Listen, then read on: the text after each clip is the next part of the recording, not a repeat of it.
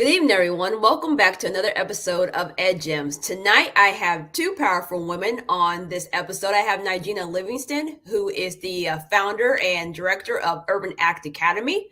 I also have India Johnson, who is the founder and executive director of Thrival Academy. Ladies, welcome to the show. Hi, thanks for having me. For letting us be here today. Well, this year on EdGems, we've been talking a lot to people who have created schools from the ground up. Many of my previous guests have talked about that. It's really a work of art. It's a hard job to do, and there's many things that people didn't realize that they would have to deal with or come across in this work. So, could you guys kind of get us started off about how did you go from just being an educator teaching in the school to being a person that wants to open and create a school and design what a school could be for our students?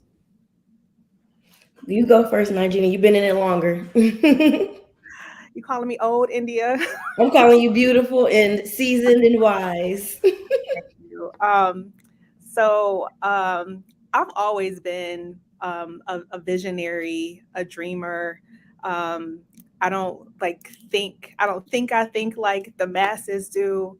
And so when I think about schools, I always approach it from like what it could be as opposed to what it is. I have been in education over 20 years. Um, and a lot of schools look the same, whether it's traditional, public, charter, private. Like there's this standardized way that we teach our children.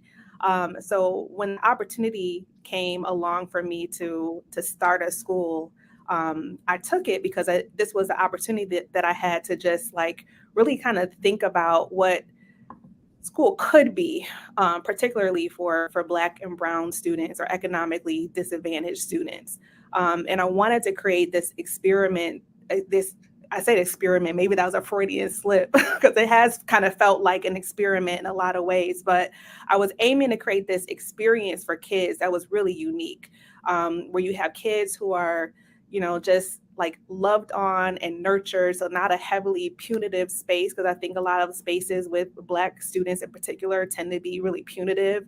So I wanted it to be a space like filled with love and nurturing and positivity and joy.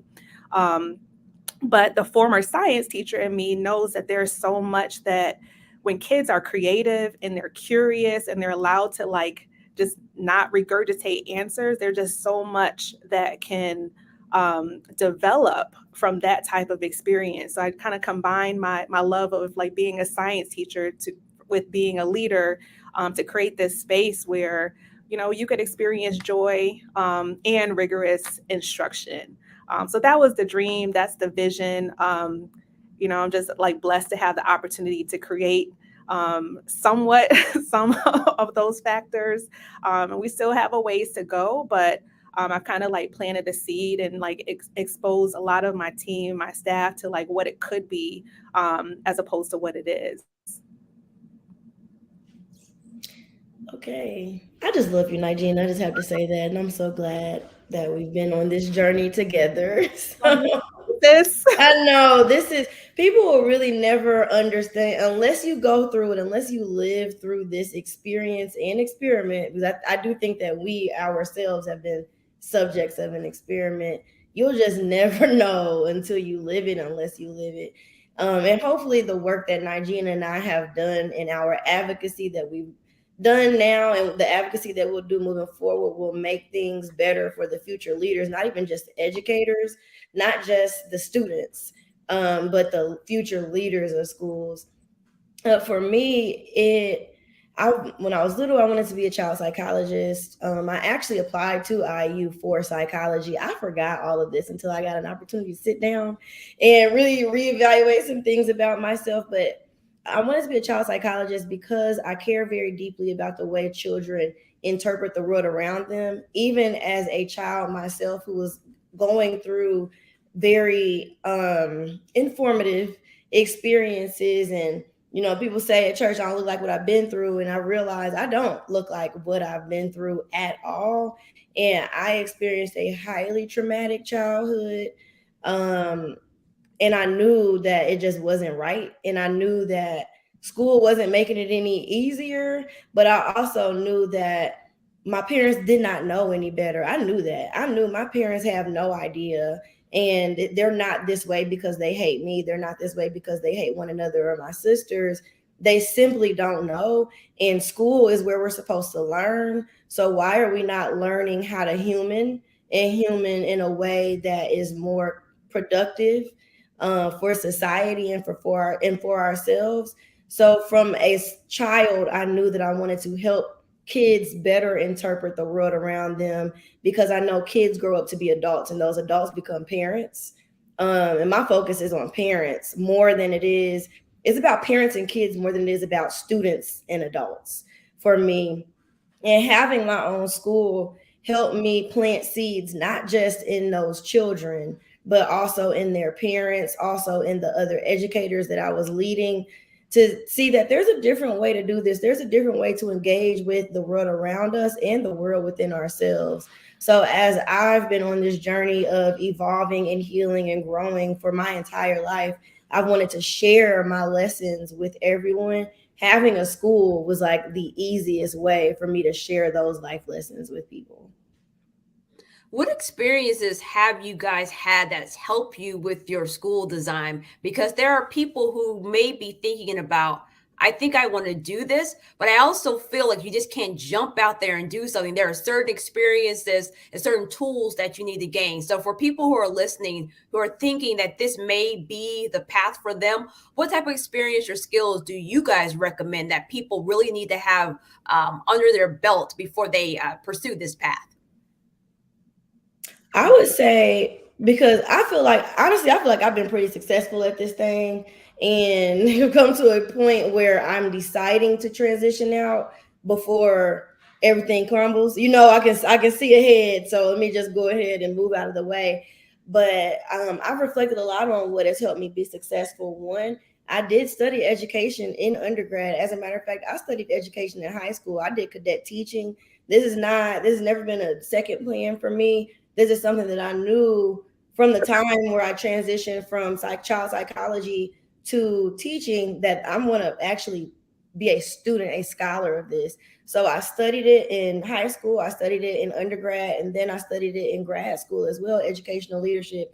Then I went to Harvard to the School Turnaround Institute, and learned in that 1 week. I learned more about educational leadership than I learned in my 15 months in my master's program, which I really did love at IUPUI. There's something about being in community. And that's nothing against the online programs or any of that, but there is something about being in community with other educators and other leaders and really working through things and having tough conversations. And I'm really grateful for IUPUI for that opportunity. And then being able to go to Harvard, that was amazing. Um, on top of that, of course, the Mind Trust Fellowship did give us the opportunity to visit so many schools, not just in the country but around the world. And we were able to visit schools and agencies in Nashville and in London and Manchester, and I was able to visit schools in Southeast Asia.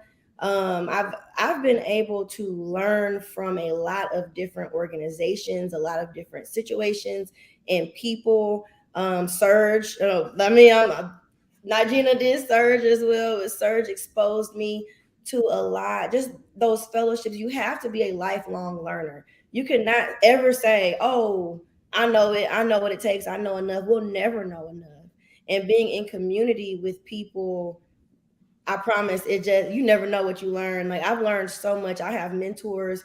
Dr. Pat Payne is someone I could just go and sit in her office and talk to her. Kel Craig, I can call her on the phone and talk to her. There's so many people, and I'm just like racking up these education aunties and uncles. That's very important too. You can't do this alone, and we can't believe that we know everything. We have to learn from the ones who came before us. Those are some of the experiences that I've had. Yeah, I would just build on that. And Gibbs did a really good job of naming all of the things. I think I just want to like stamp um, this idea of continued learning. I love research. I'm a nerd. So I'm always reading. I'm reading everybody's educational blog, journal. Anytime somebody puts a book out, I'm just like soaking that all in.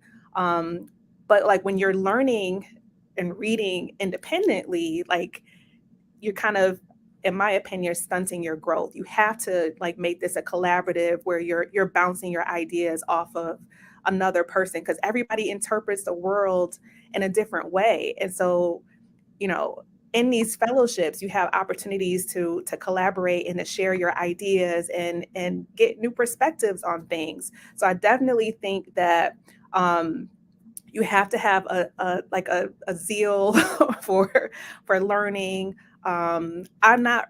I have a master's degree, but I'm not necessarily like a big fan of school. But fellowships are a different type of learning experience, and I'm always signing up for somebody's fellowship because you get to like learn with other people, and the experiences that you come from that are just amazing. India said, get an auntie, uncle, get a sister, get a brother. One of the things, I'm a little bit older than India, but one of the things that has been like really great about our friendship is because there's an age gap between us. There's some things that I'm learning from her and from the newer teachers and educators that are coming into the field. You can't just do anything the same way and expect different results. So you have to like, just take it all in. And so as many people that are aligned with your vision, your philosophy, and even those that are not, like, taking those as opportunities to learn from them, have just like made this really purposeful and meaningful for me. Well, I love how you guys talk about the concept of the village. Like, we can't do this alone. And I had a conversation with Carol Craig, and she mentioned you, India. She's very, very proud of you.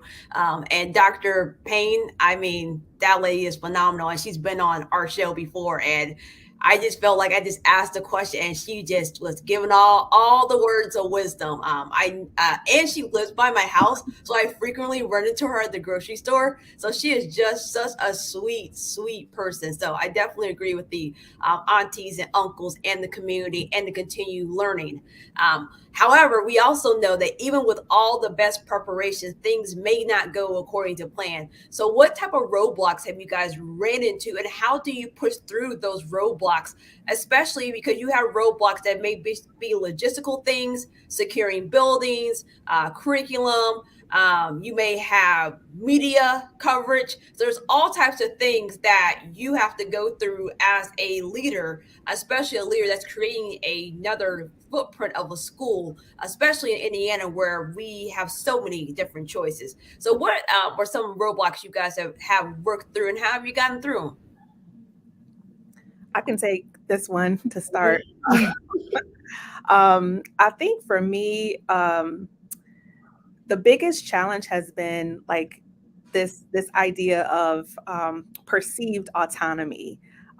Just because you're the founder, just because you're the CEO, doesn't mean like you could just, you know, have your way. It's not Burger King, right? Like you have to be able to, in this day and age, work within the policies, work within the structures, and we all know that structural racism exists and it extends, school communities, health communities, labor, like all of the things are affected by structural racism. So that's like the biggest barrier. We're also, navigating a school in a very different climate. The educator shortage has definitely affected our school the most. We want to put the best educators in front of kids, but sometimes the best educators are not there. Sometimes the best educators are not aligned to your vision and philosophy. Sometimes they are, but they don't have the content knowledge. So there's just a lot of like things that you don't necessarily anticipate, or I didn't necessarily anticipate coming in. There's been some other challenges, resources. I think all of us who are in public education want more money or access to more money, so that we can pay our teachers more to do the incredibly hard, challenging work that they're doing. I will stand on anybody's soapbox and talk about how teachers are not compensated for all of the things that they do. They don't just teach, they wear multiple hats. And so if you don't compensate them for that, they're going to leave the profession. If you don't validate all of the things they do, they will leave, which creates a hardship for folks like me who are running schools. And then the pandemic, I'm gonna let India elaborate on that, but the pandemic absolutely has been like the greatest hardship because no one really understood the impact that it was going to have on our students. There was no blueprint for how to navigate that. So you're like vacillating between like, I got to keep my community safe and I have to teach them. And sometimes those things were in direct opposition. So there's just been a lot of challenges, but I'm going to turn it back over to India to elaborate on that for us. Yeah, I was going to take it to the pandemic, but I would say my school was probably impacted the most uniquely by the pandemic because I was operating an international school when this pandemic hit. My students, if not for the fact that I decided to actually go on that pause, because I did an operational pause for the school year 2019-2020 against the advice of a lot of people. And I don't know, like just call me just so that's so Raven or something, but I didn't know that the pandemic was coming. But during that year, there was, I don't even know if y'all remember. I remember because it would have been the day that we were leaving. We would have been leaving to go to Thailand. A missile strike happened, and there was this like fear very early 2020 that there's going to be a world war. And at the very beginning of 2020, I was like, oh my gosh, if I were flying with those students, like there would have been mass panic. There was already mass panic the 2 years before, simply because the majority of my students had never left the state of Indiana. The majority of them had never flown before. Now we're dealing with an impending war. And then a couple of months later, Asia shuts down, and that's where we travel to. It was really divine that we had pressed pause. But what I did not know when I pressed pause was that my school would never return. My school would never look the same ever again. So it went our field trips, and we're an experiential based school. So field trips then look different. We were used to having everyone come into the building. People, we like to bring the community into the building and take our students out into the community and out into the world. That got shut down. I had to rewrite the entire model of my school, not once, not twice, but 3 times. And I mean, at this point now, I'm looking at a school that isn't even the original version or vision for my school because I've had to make so many adjustments around what are the travel restrictions, around what are the fears, around what are the health concerns. There's still actively a COVID pandemic going on right now. So everything is super tentative when it comes to what travel can and might look like. COVID entirely shifted the trajectory, I would say, of my career and of my life. I did not understand that there would be no recovering from that. And I've done my best to shift and to just meet the needs as they are. And that's how we ended up with such a wellness focused school. That's how we end up with a school that now has these grants where we can provide mental wellness services to the community, and mental wellness services to our students, because then we see a rise in mental health crises.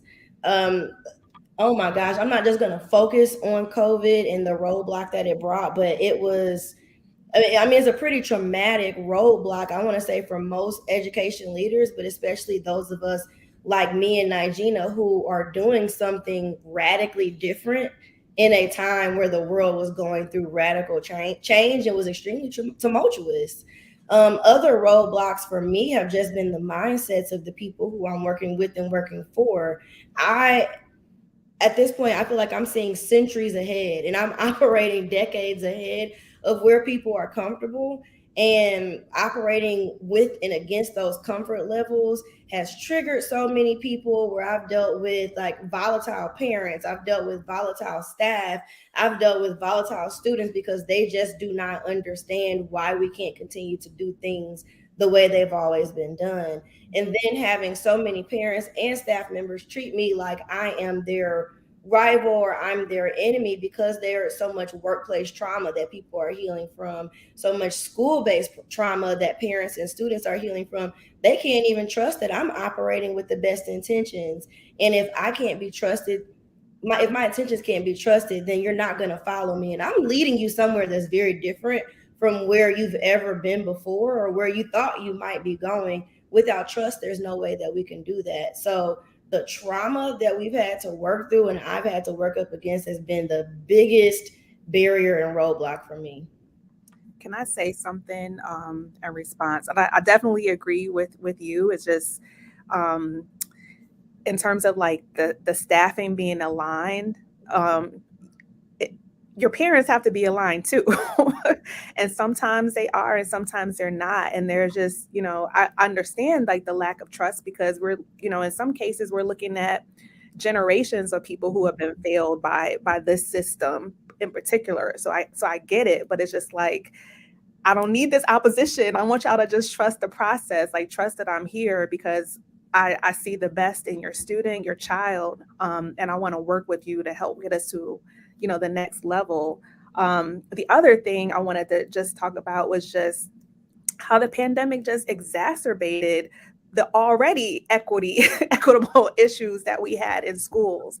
I've been in so many meetings with like policymakers, the state superintendent, board members, and people are looking at our data like, I don't understand. I don't understand.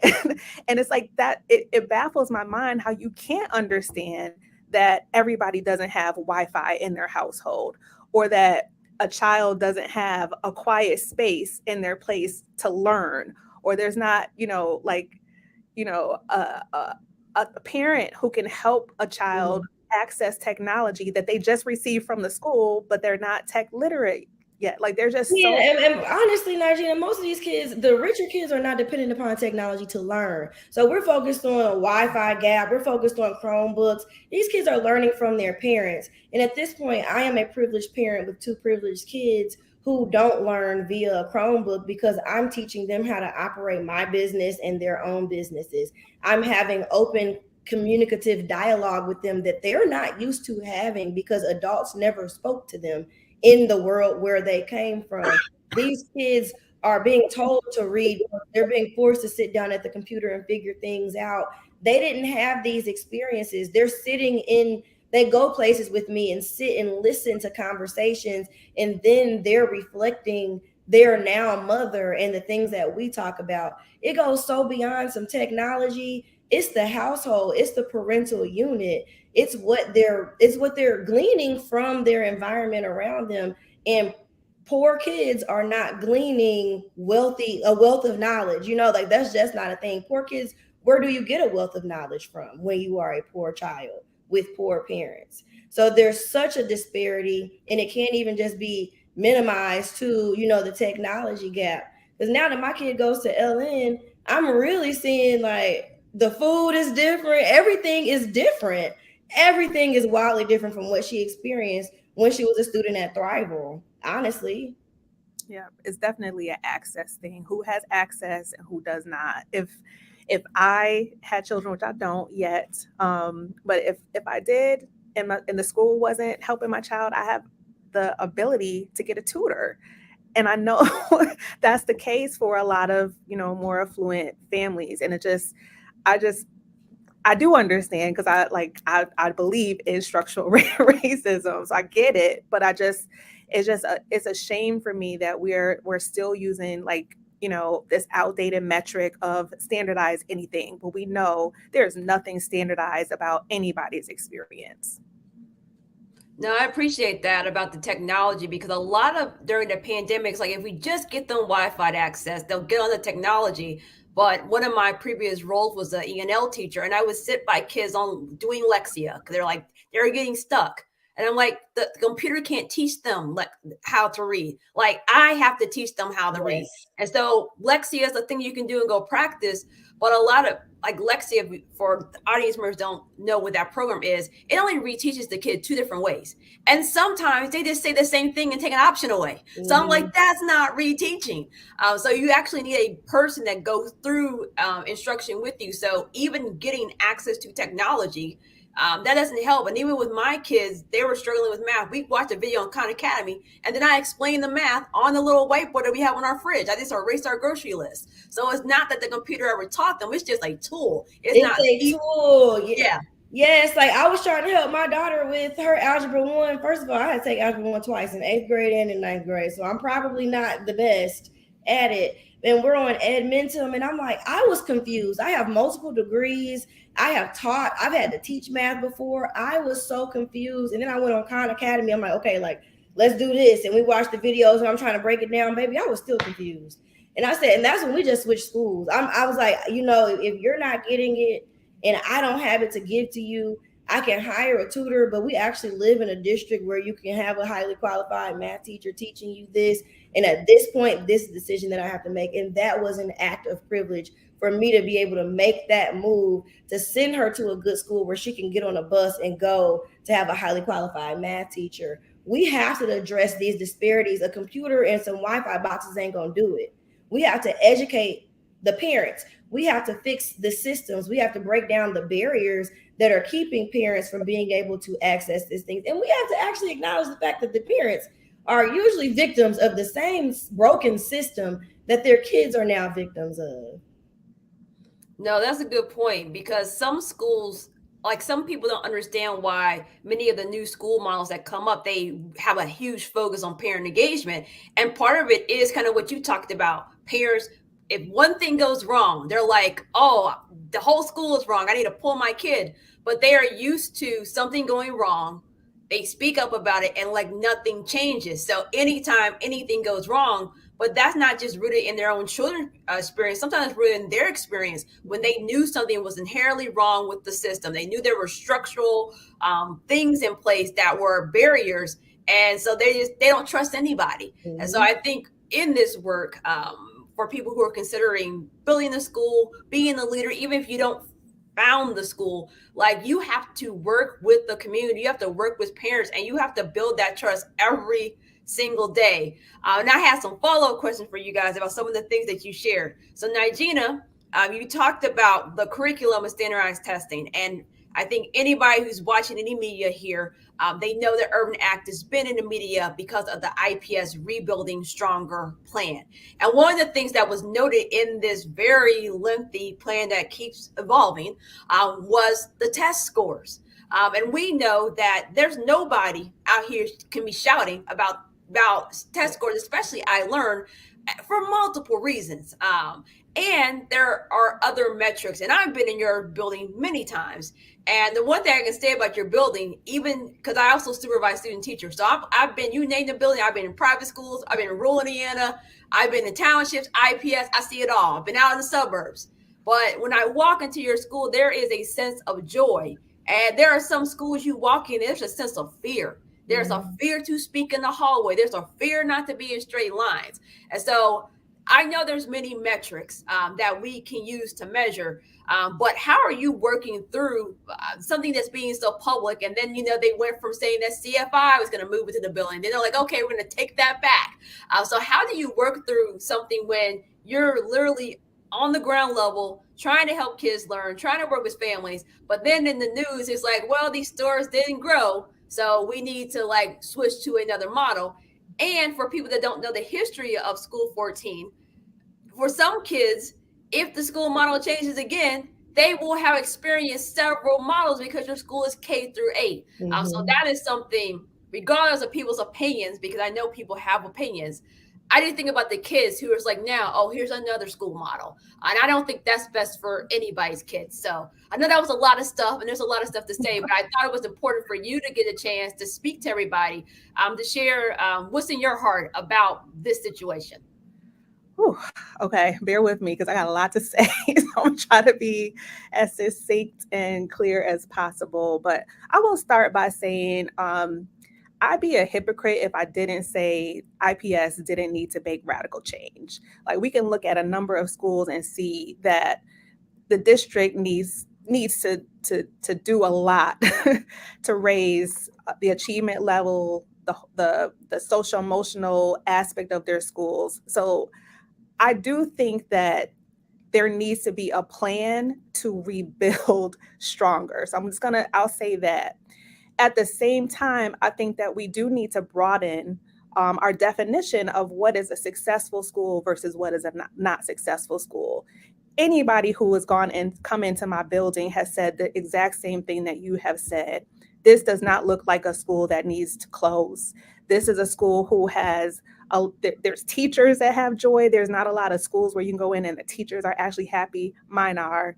And the students, they like being in the space and they're engaged in like really hands-on ways. One of the aspects of our model is place-based learning. So like India school, we do a lot of experiential learning outside of the school walls. And our kids they thrive. There's something about like being hands-on and unique spaces that just triggers your curiosity and this desire to want to learn more. And that I think just connects with them, us building them into be critical thinkers and problem solvers. So we're on to something. And I think there's a misnomer here. Like we are making growth. So in a pandemic, we have made growth. We have increased our student proficiency. I think what they have been saying is we haven't accelerated it. And I think that it's unfair to say we haven't accelerated it when our partnership hasn't cultivated an environment for acceleration to happen. And I kind of spoke a little bit to it earlier, like there's this perceived autonomy. I've been advocating for the last 5 years about how the mobility rate affects our ability to do our work here. Last year alone, we had 140 students enter and leave our school after count day. I don't know anybody, any school leader who can accelerate growth with that rate of transience. So I think that my plea to IPS, and I believe that there are some people in the offices who are listening.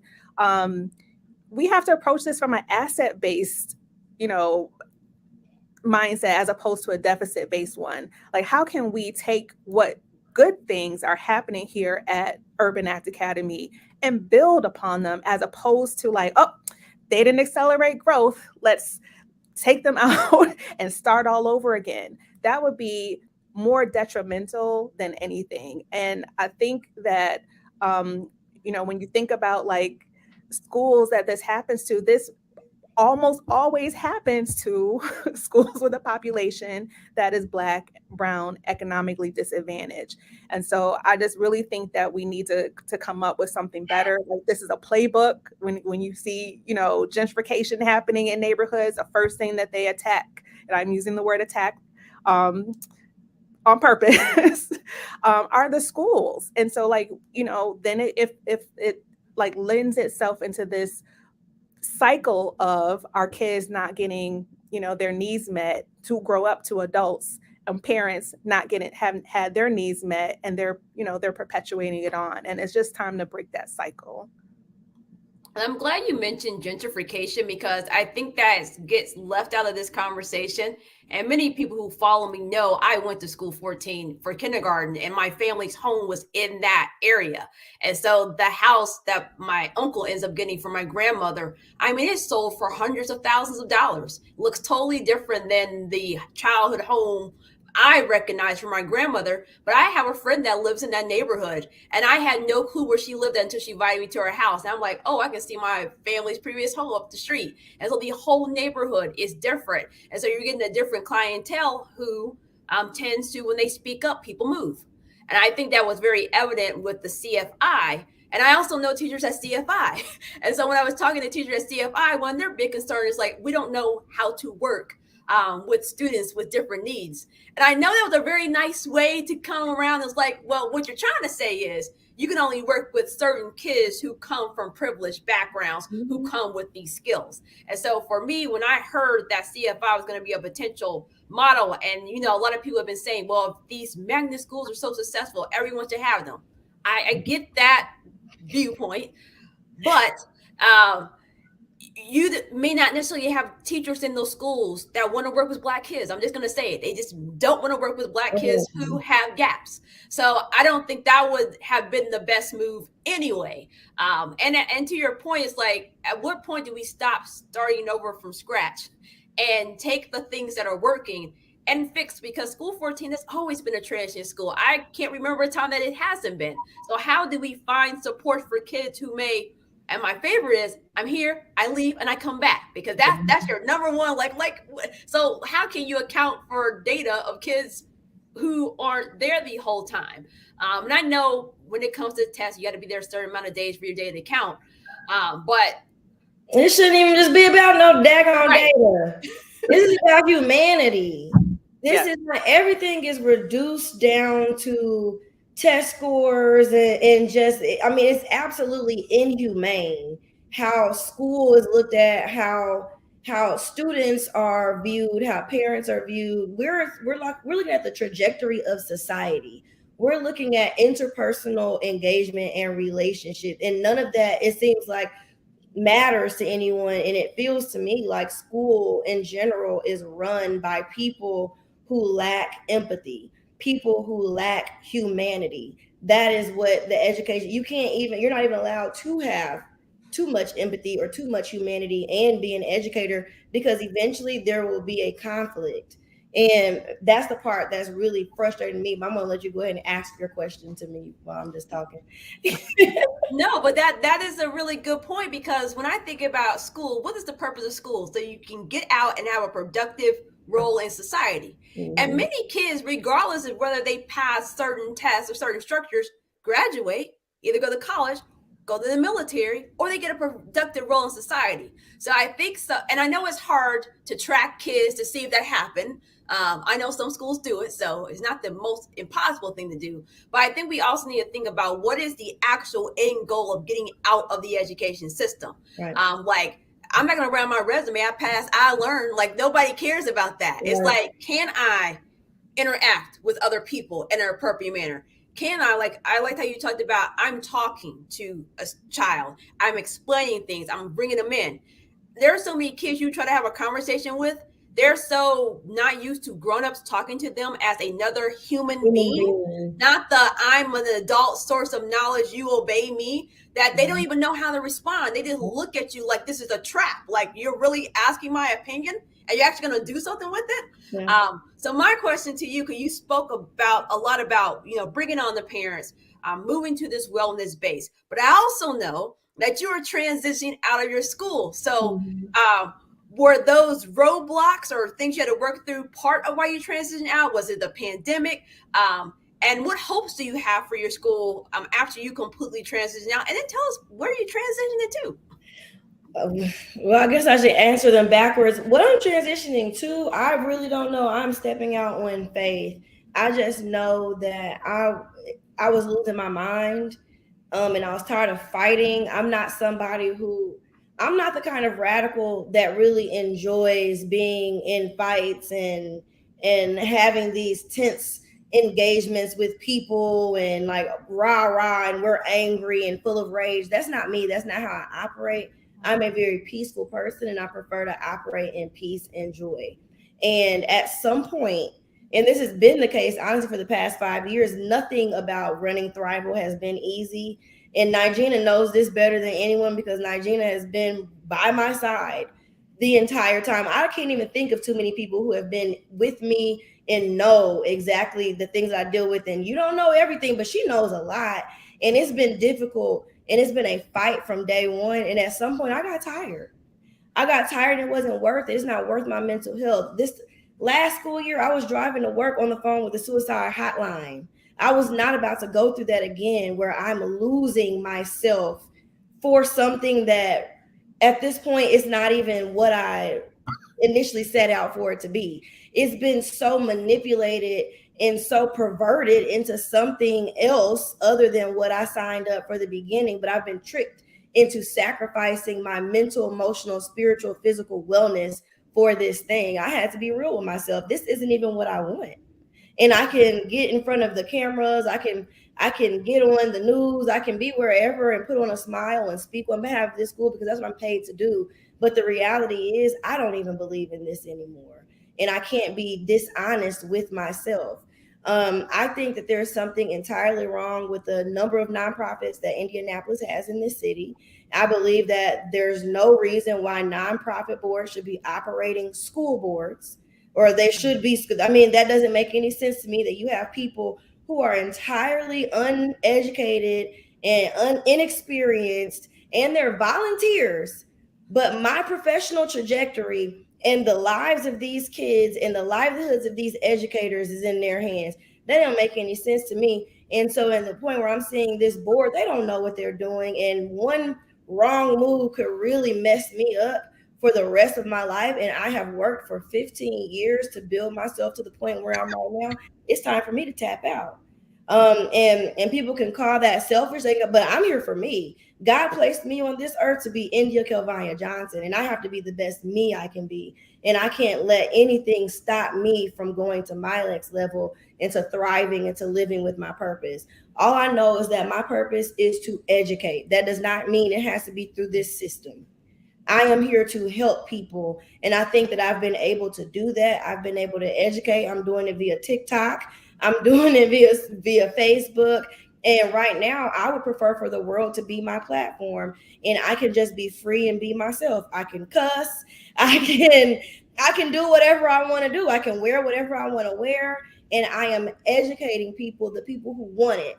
There is nobody who's forced into it. Nobody who has to show up every day just because they got to pay their bills. People show up to my platform because they resonate with me and they're choosing to grow from me. And I would much, much rather do that than continue to sacrifice my well-being on behalf of a system that does not care about me and does not care about these kids, and really I don't think cares about humanity at all. Well, I wanted to stay preach in the middle of that because I felt that because I think a lot of times with Black women, we do very well at doing excellence. That's what we do, and we want to keep high standards, and we don't want to have anything less. But I think no one talks about like what that actually does to your mental health, what that does. And I also think the pandemic, although there are lots of negative things, I think the pandemic put us all in the seat of, am I going to continue on in this manner? And for me, I had an admin job. My husband's an administrator in his respective field, and our kids were essentially raising themselves. I'm on the phone covering classes, writing lesson plans. My husband, he's a database administrator, so the employment thing was down. And they're like, we got to get unemployment up because people got to get their unemployment. So he's on the phone, conference, fixing databases for state agencies. I'm here tracking COVID stuff. And I was just like, at some point, I got to tap out. And so then you get people like, well, you just gave up. You just walked away. And I'm like, I felt like you have to walk away or I'm going to get taken away. Like, my physical health, my mental health, something gonna get taken out. And then I'm like, how am I out here for everybody else's kids? And my own two kids are sitting here talking about, and I would never forget when I told my boy, I said, well, mommy's gonna start her own business. I'm gonna do this full time. I'm still gonna do my stuff at the university because that has been non-stressful so far. I've been doing that for that's what actually I've been doing the longest in my university work, but most people don't know because I just teach my class however I want to teach it and nobody bothers me. So that is very helpful. I said, boys, mommy's going to do her business. My kids start cheering. And then they said, I'm so glad. I'm like, what you cheering about? Because you're always like, you got to email this teacher back and you got to call this teacher and you got to write this lesson plan. And they started mimicking my behavior. And like every little mimic they did was like a dagger in my heart. And I was just like, man, this is how my kids have seen me this whole pandemic, is that every time they asked me for something, I said, wait. I got to do this for school, or I got to respond to this, or I got to write this letter, or I got to send this to this parent, or this person's upset. And then because I was the only Black administrator at my school, anytime there was issue with Black families, oh, you got to get this parent to calm down. And so it was like that extra burden of like all this work. So I really appreciate your transparency and your vulnerability of sharing that, because I think people need to hear that it's not that people are walking away because they're not capable. I mean, we're all capable. Yeah, It's okay. like at this point, what can I do with my life to educate? And I feel like education is my calling, but as you said, it doesn't have to be in this system. I Mhm. mean, when I talk to people who want to talk to me, it's so fulfilling, and you get to be human. You get to have empathy. You get to have grace. Another thing I wanted to ask you about is with your wellness. What type of things did you put into place to help teachers? Because I feel like one of the things that we didn't talk about a lot during the pandemic, and Nigeria, you can also answer it as well, because I feel like you do a lot in this aspect. I feel like we didn't talk about the fact that all the crap that was happening to people out in the world was happening to teachers. I Yeah. mean, my father died during the pandemic. So I'm Mhm. doing all that stuff while that happened. And I knew a lot of my teachers have family members who had COVID, family members that passed away. Kids have family members pass away. Kids don't have family lose their job. They're on the street. So parents, Mhm. families, we kind of huddling together trying to get food, get lights turned back on. And I think we didn't talk about or even provide the appropriate supports to help teachers deal with the trauma they were in, and then like this trauma by proximity, because I feel like if you are a real true educator, you care.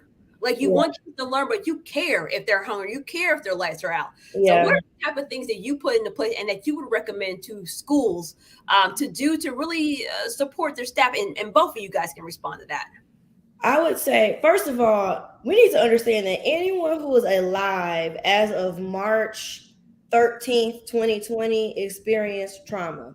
That is a traumatic experience that we had. It shifted the way that we engage with the world around us. That's what trauma does. So now you have schools where every single person at this point, whether you're in kindergarten or 12th grade, or a teacher and administrator, you were alive for a traumatic situation. You were a traumatized person. You put hundreds, if not thousands, of traumatized people in a building for 8 hours a day with no emotional support, no interpersonal relationship training, and we just say go. What do you think is going to happen? So then we have there's an increase in drug use in schools, not just with the students but also with the staff. There's an increase in violence. There's an increase in sexual misconduct because people are coping the best way they know how while they're in these buildings all day long. So one of the things that we did was hire a therapist. One of the mistakes that I made was making the therapist part of the staff.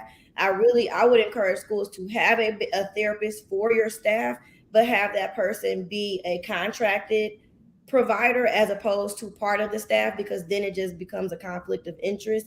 But your teachers, your staff in general, need to have someone that they can go to, a third party, a non-biased person where they can talk to that person and work through whatever they have going on. We're doing inner child healing workshops, we're doing yoga, we have a Zen room just dedicated to the teachers where you can go and get aromatherapy, sit in a recliner, just have dim lighting and breathe, read your books, do your work, whatever you need to do. We also I created the calendar in such a way where I thought about the days where people take off, and I just went ahead and put those in there. I thought about, okay, February sucks for all educators. I don't know no educator on the face of this earth that loves February. So what can we do? How can we pad? And I think about things like that. I consider the mental health of myself and of the staff in the design of our schedules, in our policies. You got to be considerate. You have to be mindful of that.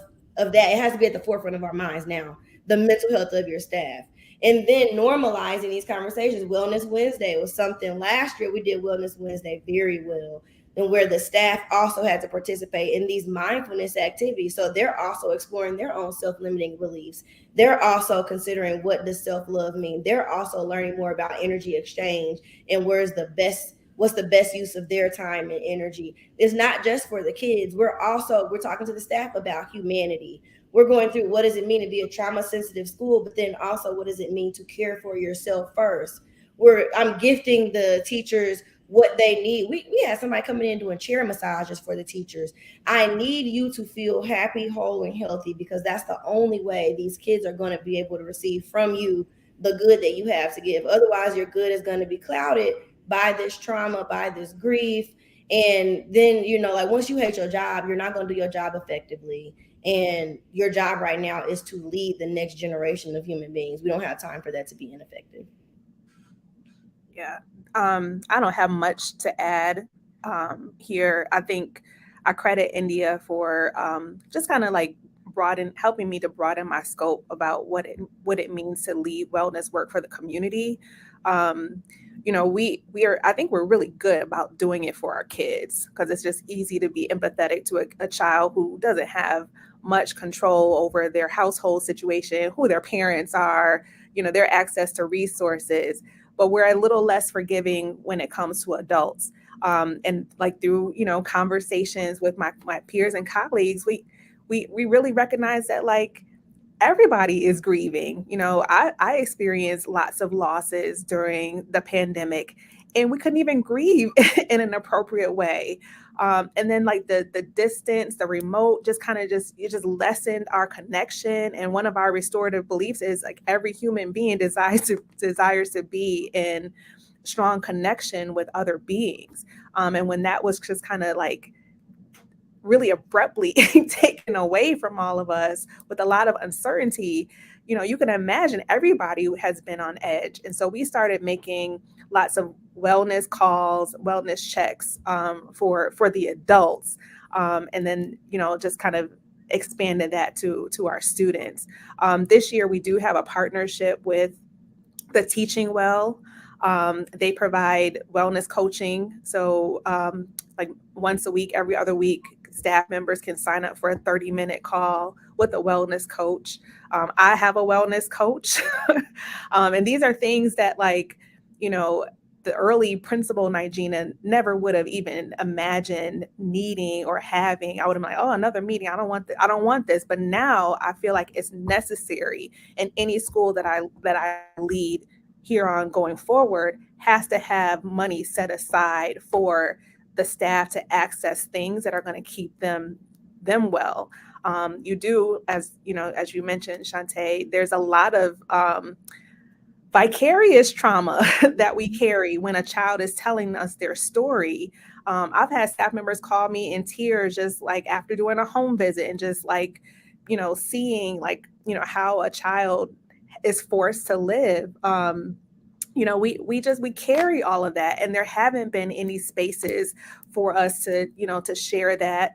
And we don't get any points on the standardized test and all these metrics. It's just like, oh, even though every district has an equity policy on paper, but we do not do, we don't take these things into consideration when we're evaluating the success of a school. So in my opinion, we just gotta I'm just going rogue. I'm just gonna do the things that my community needs until I can't anymore. And let's not get it twisted. These more affluent communities and schools also need wellness, but they're getting it. Many of their mothers are on Zoloft. Many of their mothers are already they have access to therapists. Like many, I'm not gonna say most, I don't know the numbers, but many of these affluent families have therapists, have psychiatrists, have psychologists. They have Dr. So-and-so who they can call, and mom can get that prescription right on over. And it really never even has to go through the school. That child takes that medication in the morning with their breakfast, with their orange juice and pancakes that they sit down at the table and have.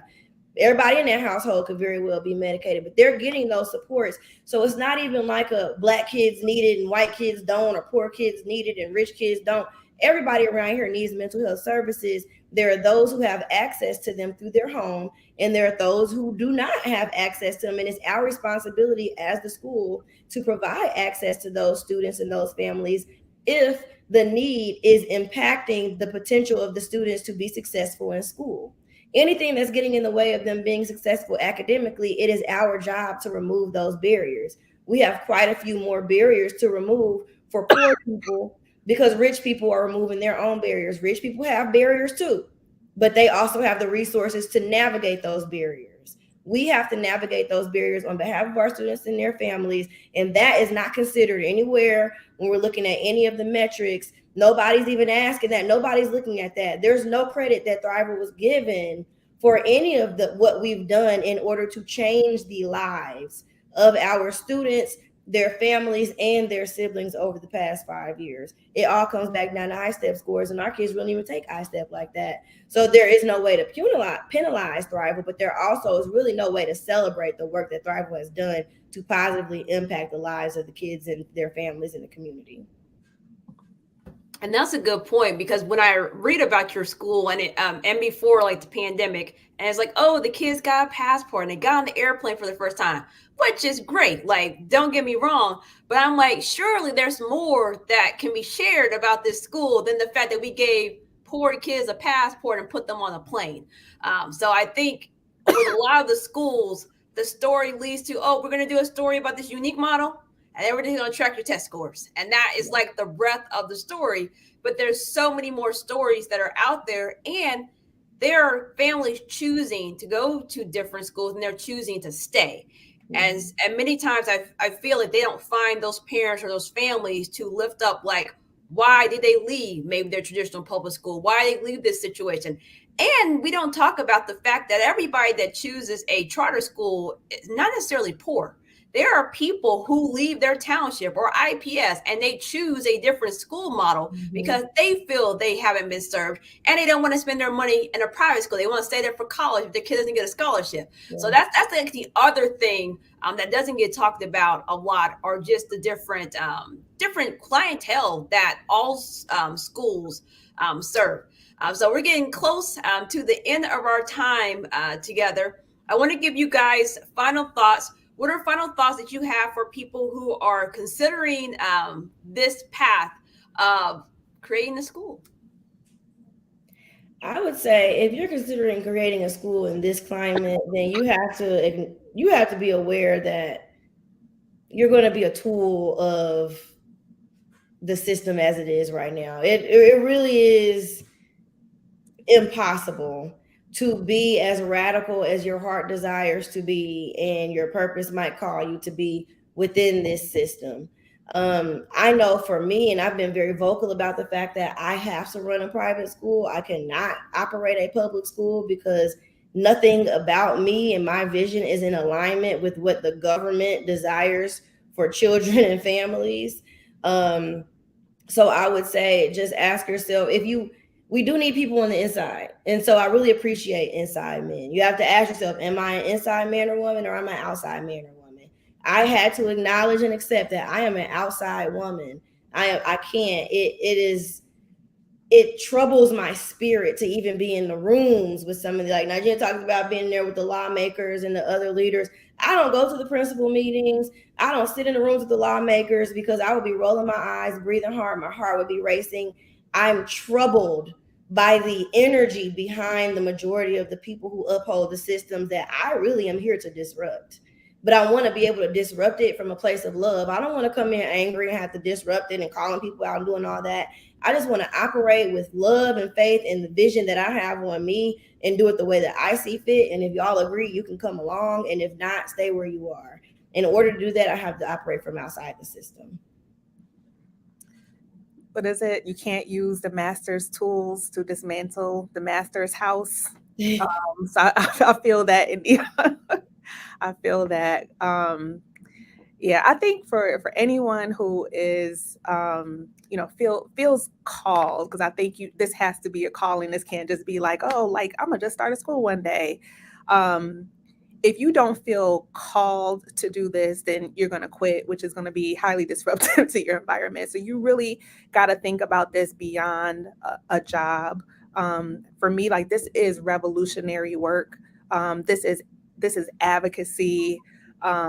This is like caring for a community that's been underserved, under-resourced for years, and doing it with a smile and with not a lot of thanks.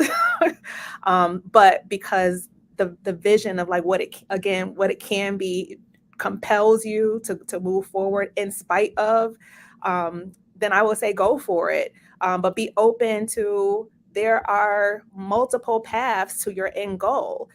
You don't have to go this route. You could do, other pathways to get to your goal. Like you can, go to private school and micro schools. And now there's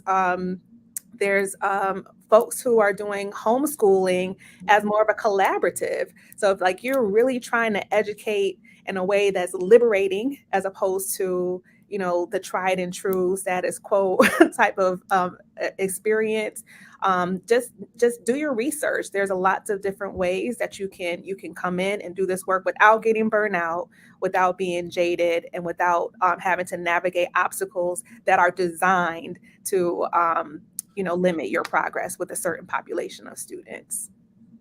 Well, now, Gina, you gave me a perfect segue to wrap up this show, because in December we will have Dennis Bland from the Center for Leadership Development, and we'll have Sharif El-Mekki from the Center of Black Educator Development. And both of them, I would assert, are doing things that's not necessarily in the school system, but outside the school system. And then next year on EdGem, we will actually be talking about homeschool and homeschool collaboratives. So you just hit all the little buttons there that will be